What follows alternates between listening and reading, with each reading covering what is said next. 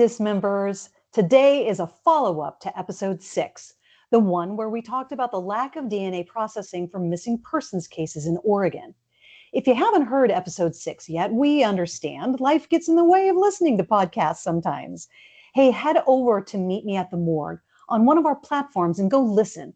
It is equal parts fascinating and frustrating. For those of you who did listen and thought, wait, how does that actually work? Or wait, why in the world isn't that working? This episode is for you. And thank you for sticking with us. Hopefully this will help clear up some of the questions you had after listening. And I know there are some DNA analysts in Oregon who are listening as well. You've been navigating this shift, and this might be the only place where you'll get answers since you've been in the dark too. Decisions like this often feel like they happen behind closed doors with minimal employee input. So it absolutely matters that you understand what's being decided. Before we go any further, we need to say something clearly. We are not amused by this. We are not fascinated by this. We are mad because this is the state that Oregon is in right now. A state with really smart investigators, very, very talented forensic scientists, and supposedly full service functioning Codis lab. And families who are doing everything right, detectives pulling overtime shifts to find answers. And yet, the basic process that connects missing people to unidentified remains isn't being completed. That should make all of us uncomfortable. It makes us not just concerned, Mindy, but furious that Oregonians don't know what's happening. Not because the science is complicated, not because the tools don't exist, but because the tools are sitting there and they're not being used. When families give their DNA, when detectives submit evidence, when unidentified bodies are waiting in a morgue and the system simply doesn't finish the job, that's not a technical issue, that's a choice. And choices can be revisited. And judging by your messages, comments, and emails after episode 6, you're angry too. Yeah, and got a lot of those. Right? Good. Because this isn't niche. This isn't academic. This isn't inside baseball for science nerds. Too bad. Yeah, right? This is infrastructure failing real people. And that's why we're not letting it go. So, all right, doctor. Yes. Let's do this. Let's do it. The elephant in the room we exposed in episode 6, we revealed that the only Codis participating lab in the state of Oregon isn't processing the family reference samples from missing persons cases anymore. To be precise, we're talking about missing persons cases currently without an active crime scene or any related physical evidence yet. Here is exactly what that means. So maybe a missing persons case like the terrifying abduction of Nancy Guthrie happens in Oregon. That's a horrible situation. Exactly. A beloved grandmother is missing. Physical evidence like, blood on a porch is collected, or evidence is discovered, maybe discarded gloves, maybe additional items. The Oregon Crime Lab will get to work on a case like that because there is a crime scene. There is physical evidence. And there are family members willing to give DNA standards to determine whether the blood on the porch belongs to grandma or to someone else, maybe even the perpetrator. Mm-hmm. That kind of case fits squarely into traditional forensic processing because there are DNA profiles that can be compared directly to one another. Blood on the porch gets compared to the family reference standards. If they are associated genetically, they know the blood on the porch is grandma. But if those profiles don't match and the blood isn't grandma, you can bet your ass that foreign DNA profiles get uploaded, lickety split, into the Codis database to search for a suspect. Yeah, that's all very true. That's just a standard, unfortunately, garden variety type of forensic case for sure. But let's look at a different missing person scenario, one that's just as terrifying. So, Mindy, let's say a 16-year-old in Lapine goes missing. By the way, dismembers, Lapine is a beautiful little town in Central Oregon. Investigators discover she was corresponding with an adult male on WhatsApp. He offered her money to model. He offered to drive to Lapine, pick her up, and go to Eugene, which, by the way, dismembers, is a hippie adjacent college town, to hang out. Surveillance cameras in the area show her getting into a light colored sedan after school. Then gone. She's just gone. So her parents report her missing and give investigators all the info that they have. They're terrified, right? Then investigators, nightmares. Yeah, it's the stuff of nightmares for sure. Then investigators get to work and figure out quickly that the WhatsApp knucklehead has a violent history. He's a convicted felon and he's been violent against women in the past. Investigators start piecing together what might have happened. She may have been trafficked. She may be in grave danger. These are perilous times for teenagers, and she's just gone. This is our scenario. Law enforcement takes the next step and collects oral swab standards from her parents. Those are family reference samples, just like in the abducted grandma case. Investigators tell the parents those samples will be processed for DNA and the profiles uploaded into Codis. The samples search in the database, and the grim reality is they may hit to another DNA profile of, say, an unidentified body in Eugene, Oregon, or even in another state. It is a grim scenario, but that's how missing persons cases are resolved across the country. If the child is later found deceased anywhere in the United States, and that DNA is uploaded into Codis and searching, the database can connect the two. All of that can only happen if the family reference profile was processed, if it was uploaded into Codis. But in Oregon, that processing and upload does no longer happen now. Those family reference standards may never leave the sheriff's office evidence locker.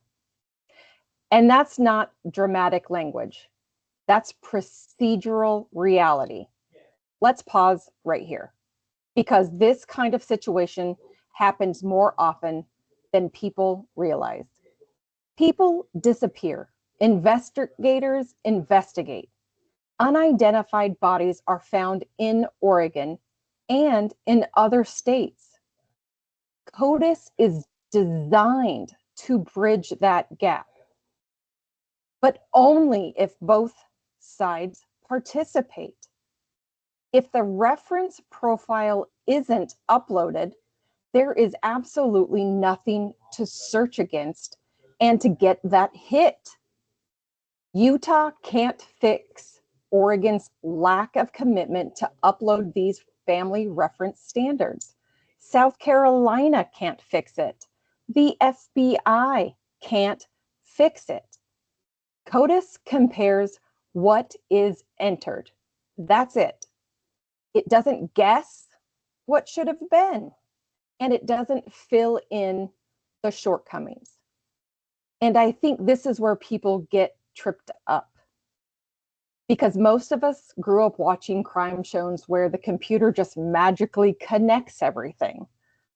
Like somewhere there's a giant forensic supercomputer linking fingerprints, dental records, DNA, missing persons, crime scenes, all in a big pool, all talking to each other in real time.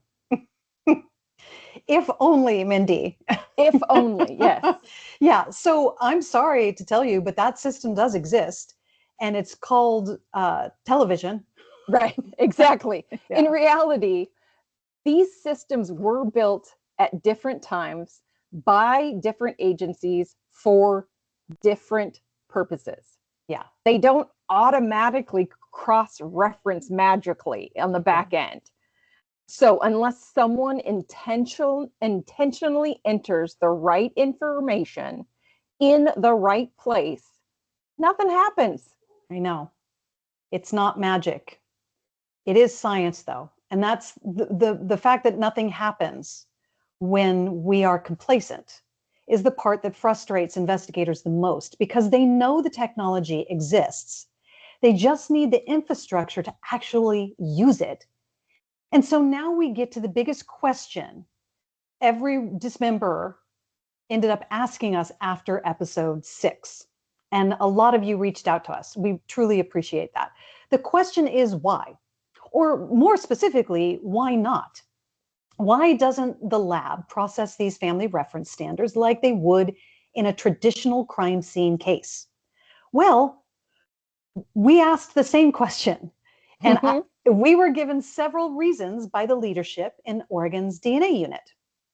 First, they said they couldn't interpret the genetic associations, those DNA hits, that might come through Codis when family reference standards begin searching, or when the DNA from unidentified bodies was uploaded into the database. We then asked, how are those different from the hits you already interpret in other Codis cases? You would upload a foreign DNA profile from a porch because, in essence, that individual that left blood on the porch is an unidentified person at that point, just like my skeleton in the morgue. Is the interpretation of DNA hits different depending on the type of forensic case? No answer. Second, they said equipment used to extract DNA from the human tissue in unidentified remains cases like bone had broken. So basically a blender had broken, a forensic blender. Yep. I mean, a little bit more specialized equipment, but for all intents and purposes, and a piece of equipment, like a blender. Piece of equipment. It broke. So we asked, can it be repaired? Can you replace it? Can it be outsourced temporarily? The answer to that question was, that's too expensive. So then we asked, you've actually performed DNA analysis on skeletal remains lots of times in the past. Can you find a different way to extract DNA from bone that doesn't break your equipment? The answer, we'd have to update our procedures manual, and we're not going to do that. Okay. Third reason they don't do this. OSP leadership said that they only provide STR-DNA analysis and not mitochondrial DNA analysis. So we should use a private lab that does both types of analyses and not depend on our public lab, which only does one type. Well, we responded to that. And this is how we responded. In the vast majority of these cases, we don't need specialized mitochondrial DNA. We need STR-DNA uploaded into Codis. That is the lab's core function in these missing persons cases, and that's fundamental. It should be standard. No response. Again, no response. No response. Zero. Fourth reason. They actually suggested using NamUs, the National Missing and Unidentified Persons System, to process missing and unidentified remain cases in Oregon. So that was another reason that they said they weren't going to do it. Just use NamUs. Our response? NamUs is a clearinghouse of information that is super helpful, but it has severely limited funding and a years-long backlog. NamUs does contract with DNA labs, but you want to know the reality? In 2023, I asked NamUs representatives how many missing person standards they could process nationwide. What did they have the money to do? And the answer, 50. 50. Yep. Meaning NamUs could provide DNA services to exactly one missing persons case per state. Yep. I mean, just one. Mindy, yeah, that's basically zero resources, right? Yeah. We figured the OSP DNA unit knew this since they are kind of ensconced in the DNA arena and should be up on the capabilities of other DNA labs on a national level. But they continued to tell us, you need to rely on NamUs, not us. Right. So finally, We asked the question you were asking, dismembers. Why? Why can't we use Oregon's own state-funded Codis lab to solve Oregon's missing persons cases? Why Again, can't state lab. Oregon state-funded? State Lab. Yep. Yes. Yeah. Basically, I mean, they are funded to do this. Yep. Why can't law enforcement rely on this service that's supposed to be integrated into a successful, full service, statewide DNA system? No answer. Yep. Let's pause again. Because take a deep breath. Deep breath. Let's pause again.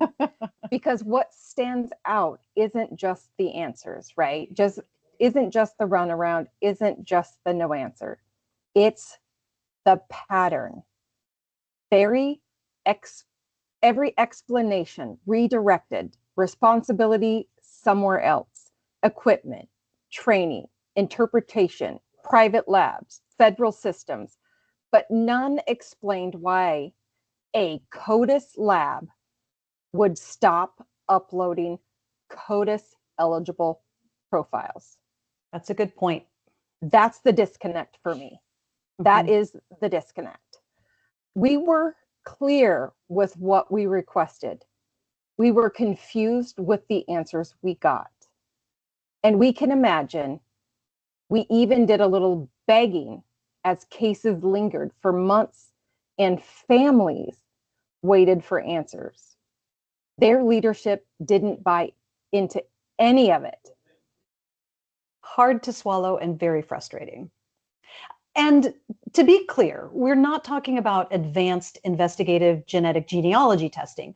We're not talking about like a $12,000 SNP testing by a private lab. We're talking about foundational STR processing and upload by our state-funded DNA lab. That's why this matters, dismembers. Let's put this into perspective. Advanced SNP testing, the kind used in investigative genetic genealogy, can run anywhere from $6,000 to around $12,000 per case, sometimes more. That's specialized lab work. It's complex. It's labor intensive. It requires highly skilled outside vendors. That's not what we're asking for here. Basic STR processing, the type of DNA analysis every Codis participating state lab already performs, is part of a standard lab operation. It's the same core method used in sexual assault kits, violent crime evidence, and convicted offender profiles. This isn't an exotic add-on service. This is foundational database participation by the state-funded crime lab. It's the bread and butter of a state lab. It is the bread and butter of a state lab. Yeah, it's what they do every day. So when we say this isn't about cost in the way people assume, we mean it. We're not asking the lab to commission advanced genetic testing on every missing or unidentified person. Would be cool, but we're not asking for that. We have not asked for that. We've asked for the very basic services. We're asking for the basic upload that allows the national system to function. That's the distinction. If a lab can process violent crime evidence for Codis, it can process a family reference sample for Codis. The underlying STR method is the same. But in 2021, the DNA unit quietly stopped processing family reference standards from missing persons cases. You know this already. Although one thing you don't know is that although weirdly, they continued accepting submissions into the lab, but held them without processing them. They did not formally instruct law enforcement agencies to stop submitting them, but those DNA submissions were not processed. Then in 2023, the memo came out, the one posted on our website under episode 6 resources, making the policy public. But by then, the shift had already been happening for 2 years. And that timeline really does matter. Yeah. Because detectives were still collecting samples, thinking the lab was assisting. Families were still being told, we are sending this to the lab. Everyone assumed the process was moving forward, but it wasn't. That gap between expectation and reality is where families and investigations were unknowingly being stalled. There was now no lab in the state of Oregon that was willing to provide DNA services and Codis upload, because the only DNA lab in Oregon quietly shut the door. Can you imagine, just imagine trying to explain this to the family of a missing child? No, I can't in any way, shape, or form. And this isn't about drama or being dramatic. It's about infrastructure. Codis, by the way, is a national database. It's robust. And to give people a sense of scale here, Codis is one of the most successful forensic databases ever built. It contains tens of millions of offender profiles, crime scene profiles, and reference standards. And when a match happens, it's called a Codis hit. Those hits have solved hundreds of thousands of cases across the country: homicides, sexual assaults, missing persons, unidentified remains, and specifically hundreds of cases in Oregon. So this isn't some experimental system. This is a tool that has been working for over 2 decades, almost 3 decades. And the key word here is working. Yeah. It works, because when the profiles are entered, the system does exactly what it was designed to do. Yes. So if Oregon uploads DNA profiles and another state uploads DNA profiles, the system works. If Oregon doesn't upload, the national system can't compensate. That's not a mystery of genetics or a biochemistry failure. That's a fundamental, foundational lack of participation in a federal program created for states to resolve cases. So what does this mean in real life, right? Yeah, give us an example. It means if a body is found in South Carolina and the DNA profile is uploaded into Codis, but Oregon never uploaded the family reference standard of the missing person, there will never be a match. Not because the science failed, not because Codis failed, because the profile was never entered. Priorities by leadership failed. That is a structural breakdown, a staggering departure from what you thought your crime lab did for Oregonians. And I want people listening to understand something. Investigators don't collect those family DNA samples lightly. Yeah, no kidding. That's a really good point, Mindy. It is such a really hard conversation to have with someone who is missing a family member. Imagine sitting across from a parent of a missing child and saying, "We need a DNA sample from you." That conversation carries so much weight because everyone in the room understands what that might mean. Yeah, exactly. And those families agree to give those samples because they believe it might help bring their loved one home or give them answers. So when those samples just sit in evidence lockers, that's again not just a procedural problem. Yep. It's an emotional one too. And this is tough, but I'm going to take this opportunity right now to say something directly to families. If you gave a DNA sample years ago and were told it was sent to the lab, it is reasonable to assume it was processed. The DNA was uploaded and is currently being searched in the database. That's a reasonable assumption. You trusted the system. So did the investigators working on your loved one's case. At this point, it's okay to ask, was my sample processed? Was it uploaded? Is it actively searching in Codis? That's not being difficult, family members of missing persons. That's not being unreasonable. That's being informed. That's asking for accountability. And that's demanding the truth. Absolutely. Do it. It is your right. So we asked a lot of questions, and so did you. Unfortunately, we didn't get any satisfying answers. So are we helpless? No. No. No, Sorry, absolutely I just yelled. not. We are not helpless. Sorry, dismembers. This is about policy and priority. We all know, especially here in Oregon, lawmakers fund agencies.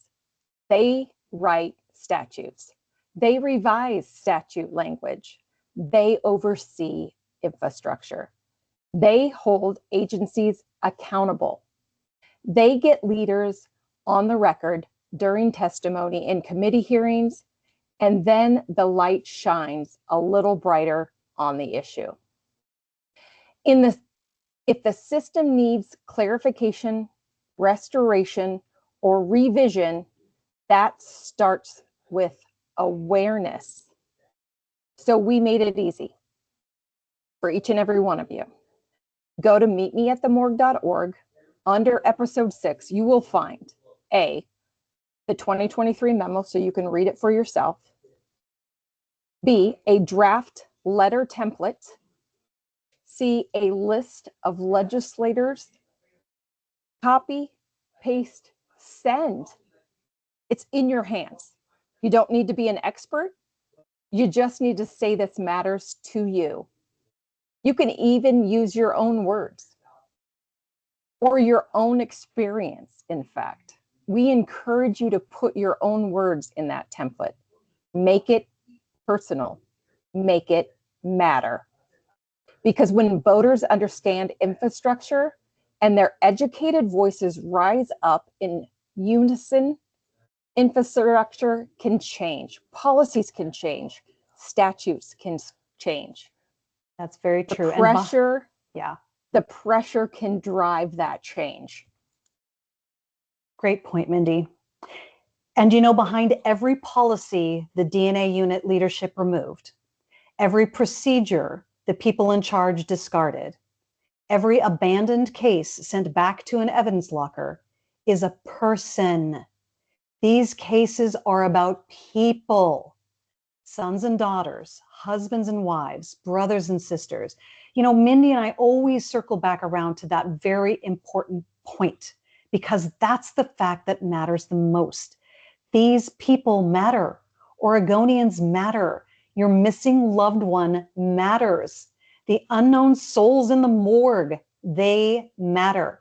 And behind, again, every policy that got removed, every procedure that was discarded, behind every one, there was a person. And that matters more than you probably realize because awareness, again, creates that pressure.